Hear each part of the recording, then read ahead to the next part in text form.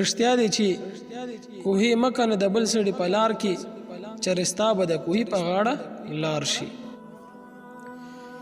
د ابو جهل عداوت او دشمنی د حد نه زیاته شوه، ځکه چې هغه ته خپله دروغجنه سرداري ښکاره شوه چې ختمیږي.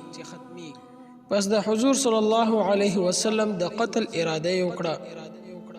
په کور کې یوه جوره غونته کې کنده وکړه، په هغې باندې د پاسه معمولي شان ډکي وغیره واچول او پټه یې کړه او ځان یې هسې بیمار کړو.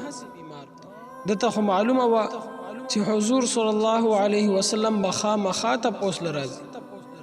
چې کله نبی علیه الصلاة والسلام د بیمارۍ خبر واورېدو، نو سره د دې چې ازلي دشمن یې و، بیا هم تپوس دپاره را روان شول.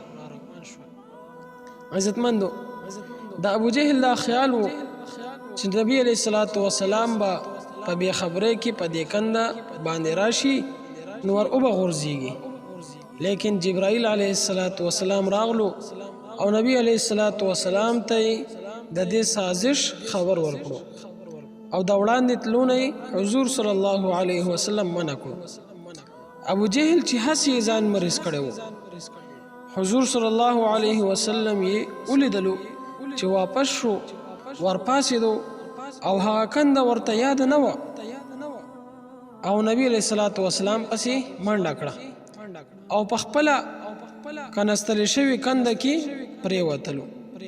رښتیا دی چې کوهي مکه نه د بل سړي په لار کې چرستا به د کوهي په غاړه لار شي. د ابو جهل کوروالا رسۍ او پړي راوړل، لیکن کومه رسۍ به چې ورښکته کوله هغه به کمه معلومېده، یعنی لنډه به وه. ابو جهل ویل زه د دې کندې نه نشم وتلی څو پورې چې محمد بن عبدالله صلی الله علیه وسلم زه نه یم اوښکلی.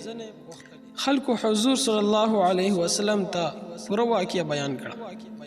حضور صلی الله علیه وسلم چونکې ډېر لوی اخلاق والا، پس دغه اخلاق عالیه مالک تشریف راوړو او وی فرمایل که د دې کندې نه تا زه وباسمه بیا به ایمان راوړي.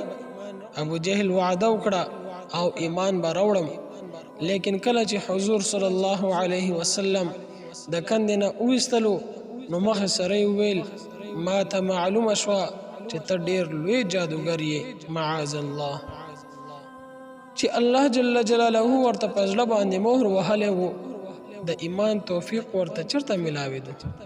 عزتمندو، نبی علیه الصلاة والسلام په هر وخت کې د خپل امت غم ورسره چې هر کس ایمان راوړي جنت ته تلو والا جوړ شي، د جهنم نه بچ شي.